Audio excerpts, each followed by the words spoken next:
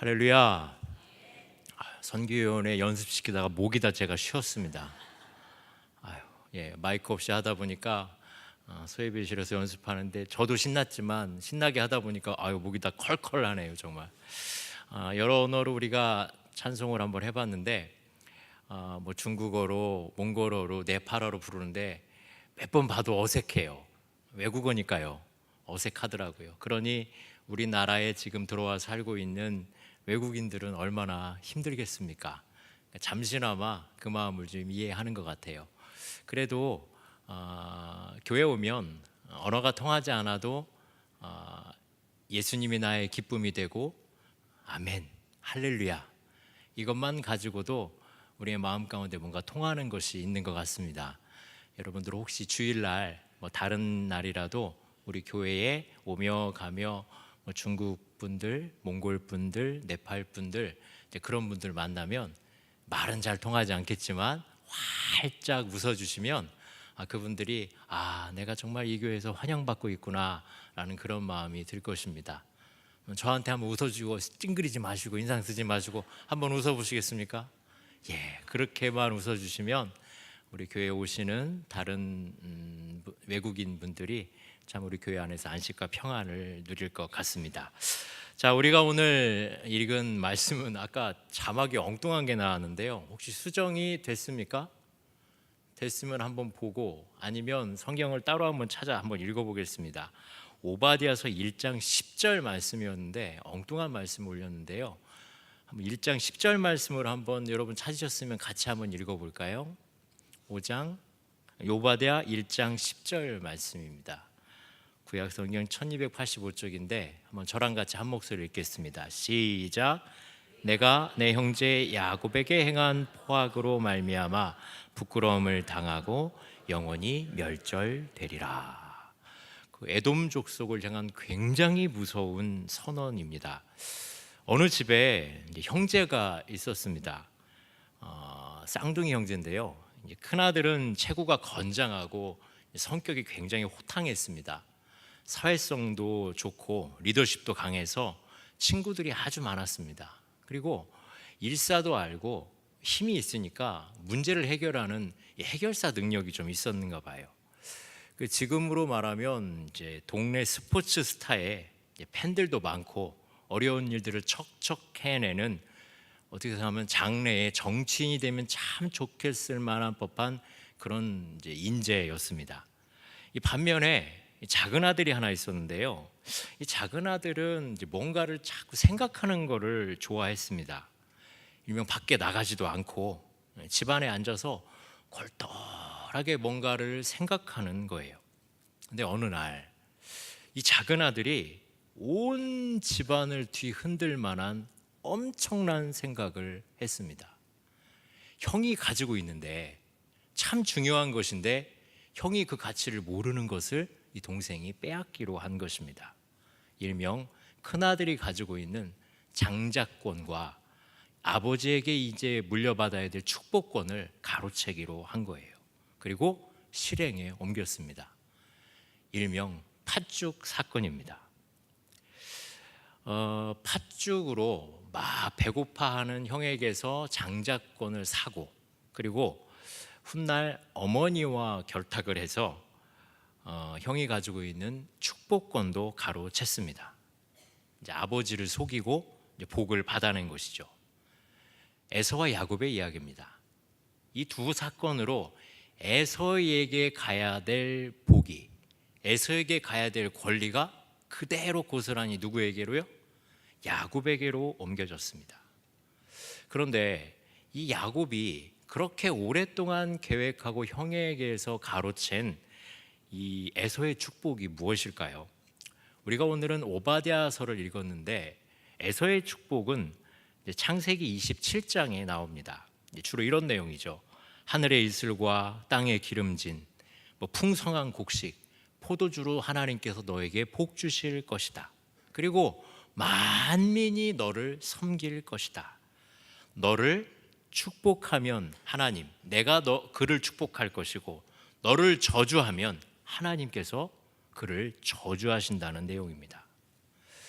야곱이 이 축복을 받았습니다.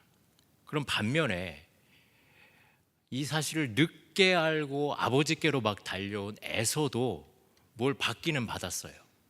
그런데 이게 복인지 저주인지 애매모호한 그러한 선언을 아버지에게 들었습니다.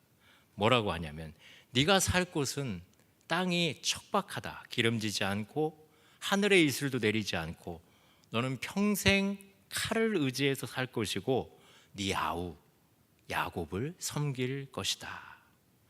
네가 아주 노력을 많이 해서 힘을 쓴다면 겨우 네 목에 있는 멍에를 풀을 것이다. 그러니까 네가 아무리 노력해봤자 겨우 노예를 벗어날 뿐이다. 이게 복인지 저주인지 모를 그런 선언을 아버지에게 들었습니다. 이 말씀이 어떻게 생각하면 에서의 운명을 결정지었습니다.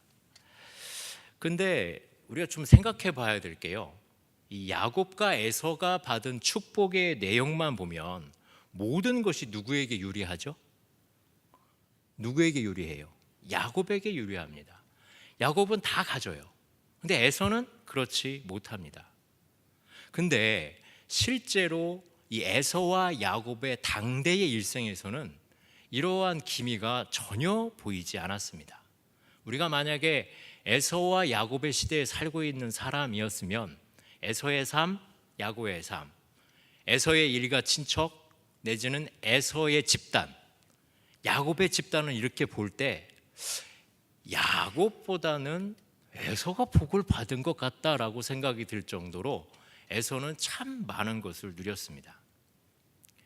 하나님으로부터 축복을 받은 야곱은요, 그 즉시 집에서 도망쳐야 됐어요. 그리고 하란으로 가서 죽을 고생을 했습니다. 근데 에서는 자기가 가지고 있는 선천적인 육체적인 능력과 자질을 이용을 해서 세일산에 흔히 얘기해서 개업을 해가지고 아주 대박이 났습니다. 아주 번성하게 잘 살았어요. 그를 따르는 경호원만 400명이에요. 그러니까 집에서 자기를 보호하는 직원 말고 재산을 보호하는 경호원만 400명을 거느리게 되는 엄청난 세력을 보유하게 되었습니다. 근데 야곱의 후손들은요, 경호원 400명은 그만두고 애굽에서 400년 종살이를 했어야 했습니다. 에서는 당대에 경호원만 400명을 거느렸는데 야곱은 앞으로 400년 동안 종살이를 해야 합니다. 에서의 후손들은 그 이후에도 8명의 걸출한 왕을 배출을 했어요. 그래서 그 에돔이라는 나라를 아주 강하고 단단한, 작지만 강하고 단단한 그런 국가로 운영을 해 나갔습니다. 여러분 잘 보십시오. 장자권도 갖고 축복권도 가졌는데 왜 야곱의 인생은 이상하게 가고 다 빼앗겼다고 하는데 왜 에서는 이렇게 창대하고 잘 될까요? 저는 이제 이런 모습을 보면서 평소에 성경을 보면서 궁금해하는 것들이 있을 것 같습니다. 이게 정말 복일까? 여러분들의 진짜 신앙생활에도 나는 참 하나님 앞에 잘 살려고 노력하고 하나님 앞에 순종하려고 하는데 내가 지금 살고 있는 이 모습이 저게 하나님 믿지 않는 저 사람들하고 비교할 때 내가 정말 복 받는 것이 맞은가? 의구심이 들 때가 있지 않습니까? 성경에 하나님께서 야곱은 사랑하고 에서는 미워하셨다고 했는데, 아니 어떻게 미움받는 사람이 저렇게 잘 먹고 잘 살고 흔히 모든 것이 다 형통할까? 뭐가 축복일까요? 저는 오늘 우리가 좀 축복에 대한 이해를 좀 바로 하셨으면 좋겠습니다. 일단은 그 에돔, 에서의 특성과 특징을 좀 봐야 될 것 같아요. 에서가 우리가 보기에 어떻게 그렇게 복 받는 것처럼 살고 있는 것 같은가 좀 볼 필요가 있습니다. 첫 번째로요, 이 에서는요, 이 에돔의 조상인 에서는 영적인 복보다 육적인 복을 선호했습니다. 실상 영적인 것에는 거의 무관심했어요. 육적인 것에 특화된 사람입니다. 에서는 내세의 복은 원치 않았어요. 지금 여기 현세의 복을 더 좋아했습니다. 여러분은 에서의 복이 좋습니까? 야곱의 복이 좋습니까? 그러니까 에서의 복은 현세의 복이에요. 야곱의 복은 내세의 복입니다. 또 영원한 복이에요. 여러분, 이 땅에서 살 동안 잘 살기 원하십니까? 여러분의 내면과 여러분 내세에 잘 살기 원하십니까? 예? 둘 다 하시길 원하시죠? 욕심이 한이 없으십니다. 에서의 이름의 의미는 이제 털보입니다. 털보. 에서의 별명은 에돔이에요. 북다라는 의미죠. 뭐 팥죽 한 그릇에, 붉은 팥죽 한 그릇에 장자권을 팔아버린 그런 의미도 있지만, 이 에서는요, 하나님의 복을 내가 지금 배고프면 소용없다고 여기는 그런 가치관을 가진 사람이에요. 어떠한 하나님께 나에게 주신 것이든 내가 지금 가난하고 내가 지금 배고프면 그거 다 필요 없다고 생각하는 거예요. 지금 내가 배고픈 것이 중요한 겁니다. 그래서 영적인 복, 이 장자권보다 순간적으로 배부르고 육신적으로 평안한 것, 이걸 추구했던 사람이 바로 에서였습니다. 그래서 이 에서의 후손들도 그들이 뭐 정치를 하던 경제를 운영을 하던 문화를 하던 이런 것에 특화되고 거기에 초점이 맞춰져 있는 거예요. 말초적이고 순간적이고 즐거움을 탐닉하는 그런 문화를 꽃피웠던 것이 이 에돔 족속들입니다. 여러분, 우리 신앙은요, 목사님이나 뭐 교사, 성경을 통해서도 많이 배우지만 실상 어린아이들이 누구를 보고 제일 많이 신앙을 배우는지 아십니까? 네? 어머니, 아버지예요. 그러니까 부모가 어떻게 신앙생활을 하는가를 그 애들이 정말 다 보고 있습니다. 그 스펀지처럼 다 빨아들여요. 우리 선조들의 신앙을 후손들이 그대로 따라서 봅니다. 에서의 후손들은 영적인 것보다 육체적인 것, 내세의 복보다 현세적인 복을 중요하게 여겼어요. 여러분들은 뭐가 중요하십니까? 여러분들의 자녀들, 아들, 딸들에게 집사님인 우리 아버지, 권사님인 우리 어머니, 어떤 신앙의 모습을 보여주고 계십니까? 혹시 아버지가 집사님인데 우리 아버지는 영적인 건 별로 관심 없어. 맨날 하는 얘기가 돈, 사업, 건강, 현세적인 복이야. 여러분, 자녀들하고 기도할 때 뭘 위해서 기도하십니까? 하나님, 우리 사랑하는 아무개를 위해 이러이러한 복을 주십시오. 그것이 영적이고 내면적이고 하나님과의 관계에서의 복입니까? 아니면 세상 모든 사람들이 다 쫓아다니는 현세적인 복입니까? 에서의 후손들은 자기 조상인 에서에게서 신앙을 그대로 본받았어요. 삶을 그대로 본받았습니다. 에서는 그래서 육적인 족속을 계속 낳고 강화시키고 거기에 특화되었습니다. 저는 여러분이 영적인 복 받으시기를 바랍니다. 영적인 복을 받아야 하나님이 우리에게 육적인 복을 주셨을 때 그 육체적인 복에 넘어지지 않습니다.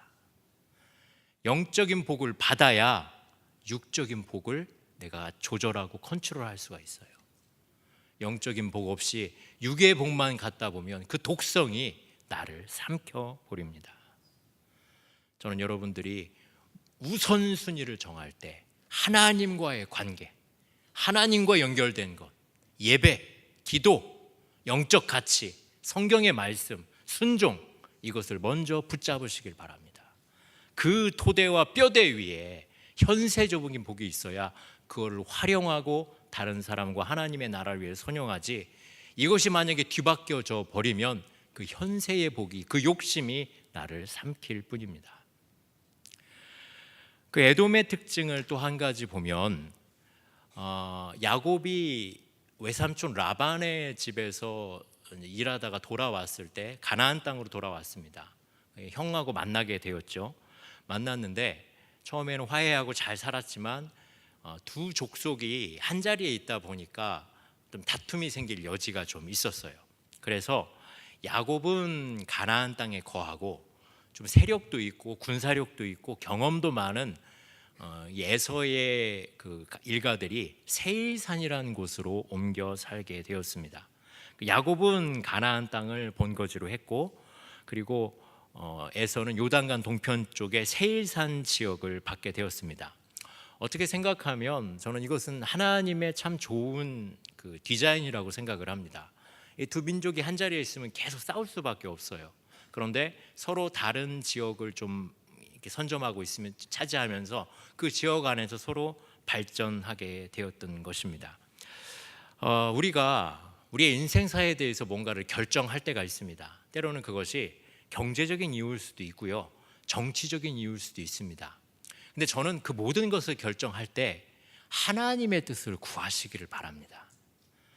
그러니까 다른 어떠한 조건보다 하나님께 묻고 하나님께 여쭙고 하나님의 인도하심을 구하면서 여러분의 발걸음을 이렇게 옮기시기를 바랍니다. 아마 야곱과 에서도 그들이 서로 다른 곳으로 헤어지게 될 때는 그렇게 인도하심을 구했던 것 같아요. 에서도 이때는 어느 정도 신앙을 했습니다.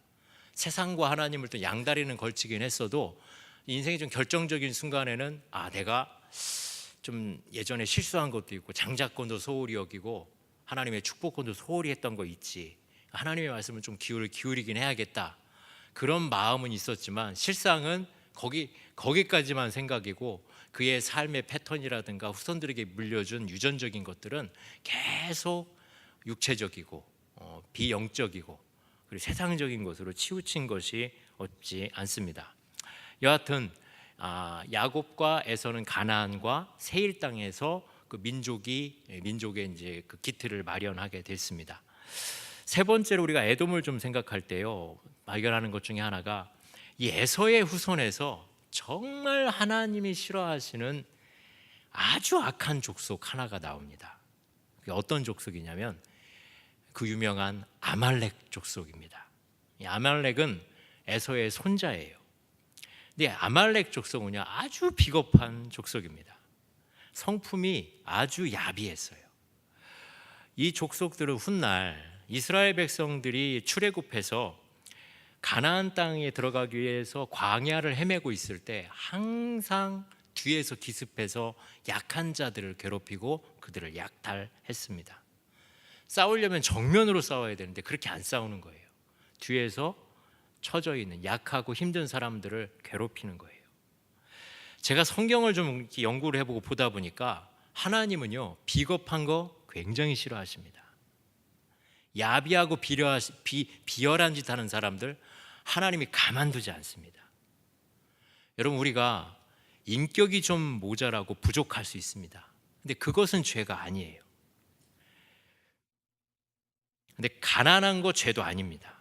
모자란 거 죄 아니에요. 하지만 이렇게 야비하고 비겁한 거 죄입니다. 아말렉이 그렇게 야비했어요. 이 출애굽을 당시 그때만이 아니고요, 이 이후에도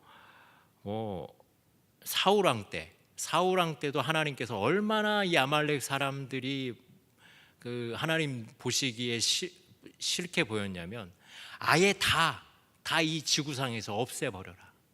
사울 왕에게 그렇게 명령을 했어요. 근데 사울 왕이 그 말에 불순종을 했죠. 사무엘이가 가장 유명한 순종이 제사보다 낫다, 그 말이 여기서 나왔어요. 그리고 모세가 이렇게 산 위에서 손 들고 기도할 때 손을 내리면 지고 올리면 이기고, 옆에다가 아론과 훌이 손을 붙잡고 했을 때도 누구랑 전쟁했을 때냐면 이 아말렉하고 전쟁했을 때예요. 다윗도 이 아말렉하고 악연이 있습니다. 시글락에서 피신해 있을 때 어쩔 수 없이 남자들을 다 데리고 군대에 동원됐어요. 근데 갔다 와 보니까 여자와 어린아이들을 누가 싹 잡아간 거예요. 누가 잡아갔을까요? 누가 이 비겁한 짓을 했을까요? 아말렉이에요. 쫓아가서 다 진멸하고 또 찾아왔습니다. 그러니까 이스라엘의 대대로 에서의 후손인 에돔 족속의 일파인 아말렉 족속은 이스라엘을 계속 괴롭혔어요. 그래서 이 아말렉은 히스기야 왕 때 거의 멸족시켜 버렸어요. 근데요, 이 죄라는 게 굉장히 생명력이 강하고 무섭습니다. 그렇게 하나도 안 남기고 다 죽인 것 같았는데 한 명이 살아남았어요. 언제 또 역사에 등장하냐면 에스더서에 나오는 하만이, 이게 또 아말렉 족속이에요. 이스라엘 민족을 끝까지 막 괴롭히고 원수로 대적하다가 나중엔 거기서 어떻게 되냐면 그 하만의 일가족차도 전부 다 멸족되어 버렸습니다. 그리고 그 이후에도 살아남아서 끊임없이 다른 에돔 족속과 더불어 이스라엘을 괴롭혔었어요. 그리고 오늘 우리가 읽은 오바댜서 1장 10절에 이 에돔 족속을 향한 하나님의 결정타가 내려집니다.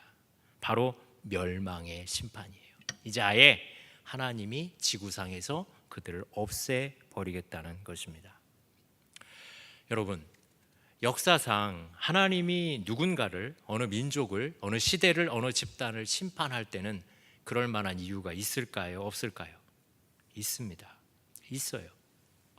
오늘 우리가 읽은 말씀에도 이유를 하나님이 대세요. 네가 내 형제 야곱에게 행한 포악으로 말미암아 부끄러움을 당하고 멸절되리라. 이 내가라는 말이 에서라는 말이, 에돔이 내 형제 야곱에게 행한 포악, 형제 야곱에게 행한 포악. 여러분, 이 형제라는 말하고 포악이라는 말이 이게 어울립니까? 형제는 우리가 어떻게 해야 되죠? 사랑하고, 또 우애하고, 또 나누고, 또 도와주고. 이게 형제인데 여기에 포악이 붙어 있어요. 아니, 남한테도 포악하면 안 되는데 형제에게 포악 안 돼요. 네가 포악을 행해서 부끄러움을 당하게 되리라. 그리고 멸절되리라. 왜 에돔이 망했냐면, 여러분, 군사력이 없어서가 아니에요. 경제력이 약해서도 아니에요. 무역 수지, 기술 개발에 떨어져서 아니에요. 이 에돔이 멸망한 이유는 잔인하고 그리고 교만해서예요. 무엇보다도 유다를, 이스라엘을 괴롭혔기 때문이에요. 실상 오늘 우리가 읽은 오바댜서의 이면에는요, 유다가 멸망할 때 일명 에돔이 지대한 공을 세웠습니다. 유다가 멸망할 수 있게 옆에서 도와줬어요. 그 유다가 어느 나라예요? 자기의 형제국이에요. 형제국. 하나님이 그것을 철저하게 심판하신다는 것입니다. 여러분, 복이 무엇입니까? 뭐가 복이에요? 아까 제가 얘기한 군사력, 경제력, 무역수지, 신기술 개발, 외환 보유고, 이런 것이 복인가요? 이걸 위해서, 이걸 지키고 이걸 얻을 수만 있다면 다른 신이나 약속이나 지켜야 할 것들, 그걸 지키지 않고 헌신짝처럼 내버린다면 이거는 사람이 심판하지 않습니다. 누가 심판하냐면 하나님이 심판하십니다. 오늘날 우리도 마찬가지입니다. 아까 제가 처음에 드린 질문처럼 우리는 신앙인인데 우리보다 왜 믿지 않는 사람들이 더 잘 살지? 여러분, 그것은 부러움의 대상은 아닙니다. 그러다가 망할 수 있습니다. 우리는 망하지 않습니다. 도리어 에돔이 야곱의 후손들을 손댔을 때 하나님이 징벌하신 것처럼 우리 건드리면 누가 일하신다고요? 하나님이 일하십니다. 결국 에서가 받은 저주는 다른 것이 아닙니다. 창세기에 이삭이 야곱에게 준 그 축복의 내용 중에 야곱에게 이런 말을 했습니다. 야곱을 저주하는 자는 저주를 받고, 에서가 아무리 형통하고 부자 되고 족장이 되고 왕이 돼도 야곱을 저주하면 어떻게 된다고요? 그 저주가 고스란히 에서에게 간다는 것입니다. 여러분, 성도는 복의 근원입니다. 여러분 안에 예수님이 계시고 성령님이 계시다면 여러분은 야곱과 같은 복을 가지신 분입니다. 여러분, 세상 속에서 누군가가 여러분들을 업신여기고 무시하고 그런다면 하나님이 그것을 갚아주십니다. 하나님의 복을 상징하는 장자권을 버리고 하나님의 복인 축복권을 잃어버린 야곱은 자기 생각대로, 자기 뜻대로, 자기 손에 쥔 것만을 믿으면서 살았지만 하나님의 그 장자권과 그 축복 앞에서 넘어져 버렸습니다. 사랑하는 여러분, 자신 있게 사시기를 바랍니다. 여러분들이 하나님의 자녀라면 하나님이 여러분들을 붙들고 계십니다. 누군가가 우리를 축복해주면 하나님이 그를 축복해 주실 것입니다. 누군가가 여러분들을 저주하면 하나님이 그를 저주할 것입니다. 사랑하는 여러분, 우리가 전하는 복음이 바로 이 복음입니다. 우리 예수님이 그 복음의 기쁜 소식이고 야곱처럼 영적인 복, 영원한 복, 그것들을 붙들고 간직하시면서 세상 속에 참된 평화와 또 화평을 전하는 저와 여러분 되시기를 주님의 이름으로 축원합니다.